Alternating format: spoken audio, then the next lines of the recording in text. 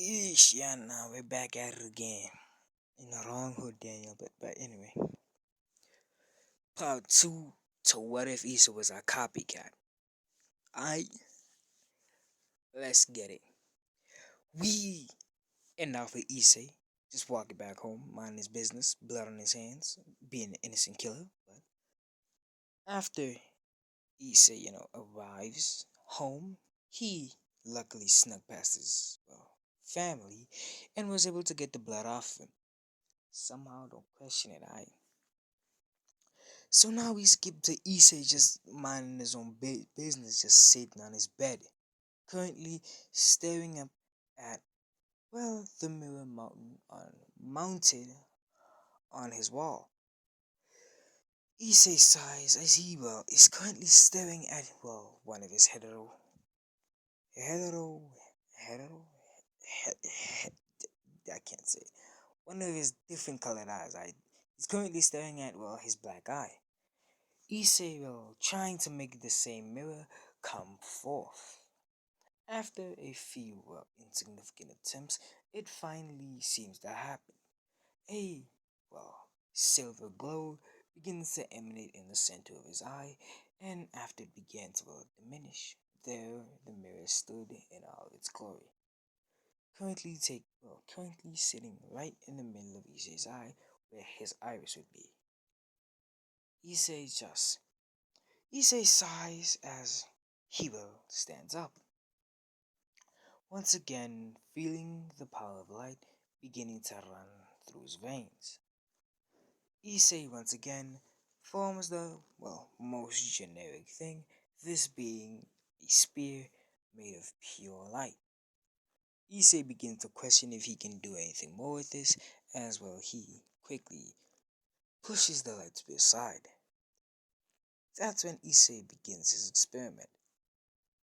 Issei begins to make a wide variety of light-based weapons, this being knuckle dusters, short knives, and what appears to be a hybrid spear slash katana. Think of the Nagakiba from Elden Ring, right? Issei just sits there a bit stunned as he once again seems to get off of his bed. Issei is currently standing in the middle of his room as he begins to take a different approach to this. Issei just raises one finger and condenses all the light energy in his body to this one singular point. This beginning to form a light bulb sized ball of pure light. It shines in a heavenly light as well. Issei quickly crushes it in his hand, and that's when it begins to just seep back into Issei's hand. Issei smiles at this as he once again begins to think. That's when Issei seems to take a sumo slammer type stance, and that's when the bizarre happens. An armor made of light begins to encase Issei. The armor seems to it seems similar, similar, yeah, similar. It seems similar to a samurai type armor. Issei just merely smiles at this as he once again begins to shape this armor into what he likes. A wide variety, going from a samurai look to a medieval knight look. Issei begins to wonder how far he can actually push this light magic, but was abruptly cut off as all of a sudden someone knocks on his door. Issei quickly grabs some sunglasses that he luckily had in his room and covers his eye. Covers his eyes in this case. He slowly opens the door and seems to peek at, his younger sister. He, asks her what she wants, and she begins to, ask if he can help her in, a math equation. Issei seems to ponder this thought as well. He just stares at her. He sighs and just opens his door wider. Issei knows the consequences if he will end up denying her, denying her, and which resulted in a 1 hour begging session, which in some cases would last up to two. And Issei was not in the mood for that. After all, what was one quick equation, right? Issei was once again surprised as well. Akio seems to, well, bring in almost, two of her math books in. Issei raised an eyebrow at this, but decided not to question it. He just sighs and sits down beside his bed, asking if what she was struggling with. And that is when something, well, the day Issei hated, where she began to go on a rant of how school was going, how good she was at it, and some drama that seemed to happen in her class, in which Issei had no interest in. And I'm pretty sure if your sister starts rambling on about drama going on around school, you wouldn't be interested. But hey, that's just me. Issei just he shakes his head and just quickly cuts her off after a long 15 minutes, agonizing actually, asking her if she just came into his room to just blabber on. She just she just stares at Issa for a few solid seconds before beginning to giggle. Issei rubbed his temple as well. His head began to hurt, and we skip another day forward. So, once again, Issei getting ready for school. And why did I time skip to there? Don't know, but we once again get hit with a time skip to Issei in school. And, as Issei is walking with his siblings, they begin to, split off and go in their separate directions. Issei were being abruptly dragged off by his two friends, Matsura and Morohama. Issei just once again sighing at their antics as he saw his sister beginning to walk off with her friends. Issei was surprised by this, and the only reason Issei truly was surprised was because that Rias Gremory was currently walking with his sister. Wasn't she a second year? I mean, why was the second year and the first year spending time? I thought they didn't mix that well. Issei seemed to just begin to wonder on what Rias Gremory could possibly want from Issei. Not Issei, from his sister. Issei, but before Issei could ponder on that thought, the school bell seemed to ring, and he heard groans to his left and right. Issei looked at his two friends and saw the annoyance on their faces, possibly because the school bell had interrupted their peeking session. Who they were going to peek on, Issei didn't know, and he did not care. Issei just sighed, and that's when we get hit with another time skip in the face. Yes, another time skip. Issei Issei just once again currently sitting in his room. He is once again busy manipulating the light magic in his system. Issei just pushes seems to stop using light magic and begins to ponder on what his sacred gear could possibly do. And that is when the explanation comes in about Issei's sacred gear. A story break real quick. Alright, a basic rundown on Issei's sacred gear is that Issei's sacred gear as well displayed in the name or title of the video, is copycat. And it basically comes in two forms. It can either appear as one of the user's eyes glowing, or a mirror-like shape appearing in their eyes. In this case, Issei has the mirror one. And so, what Issei's sacred gear basically does is once he copies something, it adds two features. It as well as the sacred gear states, it copies it, and it think of the Ultra Matrix from Ben 10. And if some of you haven't watched Ben 10, what the ultimate feature basically does is put an alien through a war-like simulation, this lasting up to millions.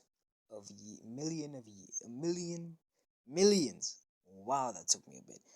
Millions of years, lasting up to millions of years. And so, a million years. I probably should have said it like that, but and in which the alien evolves. But in this case, what Issei Sekige does is it basically pushes the ability or Sekige that Issei copied to its maximum potential. And so before anyone goes down in the comment section yelling out that's broken, I mean, hey, I'm gonna heavily nerf this. Issei in this case can only permanently copy magic, like light magic, destruction magic, ice magic, stuff like that. And sacred gears, it kind of depends, I guess, on how strong the sacred gear really is. If Issei was to copy Kiba's sword buff, then it would push Kiba's sacred gear to its maximum potential, in which Issei can really do a number of things with it. If Issei was to copy Twilight Healing, Issei would once again receive the Sacred Gear's maximum potential. And this only lasts for a couple of minutes, depending on how strong the Sacred Gear really is, like I said. So yes, but in some cases, the Sacred Gear has been recorded to permanently copy a Sacred Gear. This only being a number of weak ones. By example being the twice critical. And what twice critical basically does is it boosts the user by 2 times. Right? That's basically the boosted gear, but it's just interesting. Right? It's just weak. I think that's what twice critical does. I don't know, but I'm not that far in high school DxD, and I'm struggling to pick it. Bro, English today, my English. Pick it up, alright? I'm struggling to like continue on watching it. Don't know why, but yeah, I'm going on a rant. And basically, that's all the Sacred Gear can truly do, unless the user, well, unless something happens. Alright, that's all I'm gonna say. That's all I'm going to. That's all the information I'm gonna give out. Alright, and so back we go. Issei shrugs his shoulders at the thought before once again continuing on with manipulating, his light magic, or in this case his copied light magic, but I digress. Issei was all of a sudden, stopped as he heard a knock on his door. Once again, he opened his door to see his sister having a grim look on her face.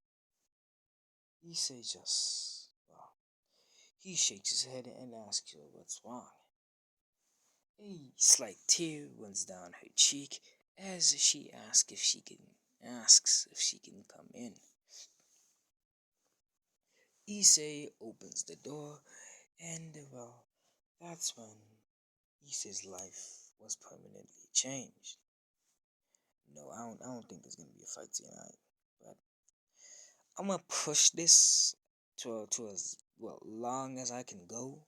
But I don't think it's gonna be that long. But yeah, Issei's sister begins to just explain that Ria-sama wanted to speak with him tomorrow.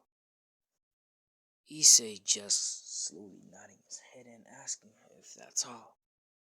She just weakly smiles at him before walking out of his dorm. Issei just shaking his head as he closes his door and walks back to bed. Here we go again. He seems to begin to wonder. Issei, before he could ponder on a thought any longer, falls asleep. What time? 15 minutes. And so that's when we time skip to tomorrow. Issei is currently sitting in class, just minding his business, busy with work, as usual, but was briefly interrupted as a knock was heard on the door, and that's when Kiba seemed to step into the room. Into the room. Issei, once again, is currently staring at Kiba in a confused look, while the rest of the class has a variety of different emotions. The female population currently just fawning over him, while the male population seemed to be giving him a negative look per se. But Issei, before he could ponder on a thought longer, the teacher seemed to point at him and direct him towards the door. Issei packed up and began to walk out the room. Kiba quickly following suit, and that's when the two begin their long walk back to the club room. In a silent march, I guess you could say. No words were spoken and no words were exchanged. When the two of them finally arrived over there after a long and awkward walk, the two of them were greeted by Ria Squemery currently talking to another person. This, currently being Riser Phoenix. Issei, couldn't really hear anything major except for an arranged marriage and reading game.